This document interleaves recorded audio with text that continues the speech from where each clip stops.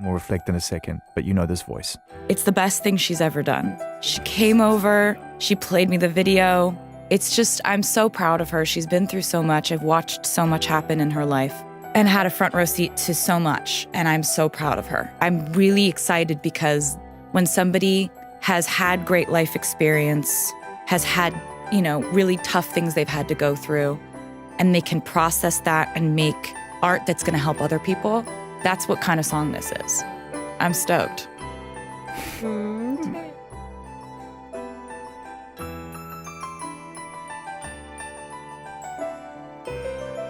Working on the album for 4 years. I didn't want to release anything that was mine just because I didn't feel like it was the right timing. I learned a lot from the last album, and I wanted to take what I've learned and turn it into something even better. And I'm glad I did, because this year, everything kind of just started pouring out of me. I started saying things in a way that I've never been able to articulate them before. So it was actually exactly when it needed to happen. Like I told you earlier, we shot the videos just a week ago, and that's really unheard of. What got you to a place where you could start to tell your truth?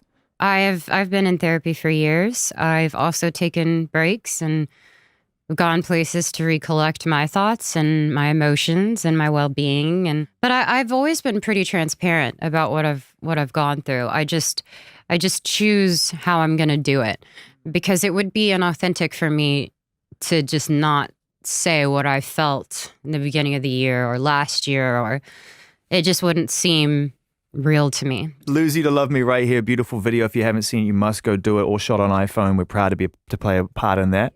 Shouts to David Taylor and the whole crew. Yeah, it's a beautiful, honest piece of music. And I wonder what your relationship is like when you're writing a song like that, knowing that the kind of human being that you are, with the level of passion that you instill in your fan base, and also the level of attention that comes with that. If that ever affects your creative process, I know you try to block it out, but does it sneak itself in? I mean, I spent years living in fear of speaking up or saying things, and I guess that's just the people pleaser in me. And there was a huge moment where I just kind of stopped caring. And I can't tell you when that moment was. I really can't. But it's not that I'm trying to make it specifically about just one subject in my life. It's more just how I embody all of the experiences into one. We spoke a little bit about some of the artists and the music that moved you when you were younger, and you mentioned some real timeless influences, Brad, Fleetwood Mac. How does a young artist or young person who loves that kind of music find themselves in this whirlwind of fast-paced pop culture where it's bright and colorful and sparkly and smiley? Those are artists that break hearts. My mom was in theater, and she just had this huge music library. I mean, from Ella Fitzgerald to Reba McEntire to, then again, going to Frank Sinatra, the Eagles, and all of that. My mom, Rolling Stones, she was very much... She's a song fan, huh? Oh, for sure. And I definitely get some of that from her. But then my dad was a DJ.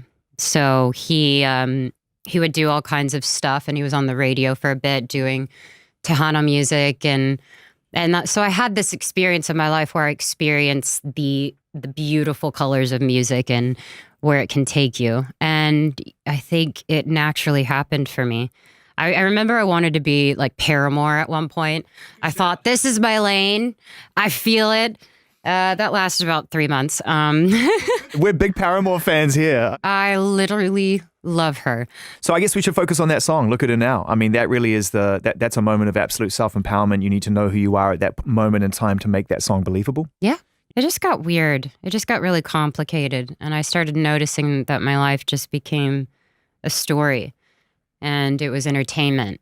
And I was just not okay with that, because it was real, and it was very real to me. That's the time I needed to just say, I'm not going to be a part of this anymore. How am I going to not be afraid to share what I feel just because I'm mad at what the world is doing? It's not really going to get me anywhere. And everything that I do is with good intention. I'm going to play you something right now, which I think is going to qualify that. No, this is good. So I'm going to take my mics down for the purposes of edit, and then we'll reflect in a second. But you know this voice. It's the best thing she's ever done. She came over, she played me the video. It's just, I'm so proud of her. She's been through so much. I've watched so much happen in her life and had a front row seat to so much. And I'm so proud of her. I'm really excited because when somebody has had great life experience, has had, really tough things they've had to go through, and they can process that and make art that's going to help other people, that's what kind of song this is. I'm stoked. Taylor. No, that was very sweet. Yeah. Yeah. You've known each other for a long time. Yeah, about 13 years. The challenge.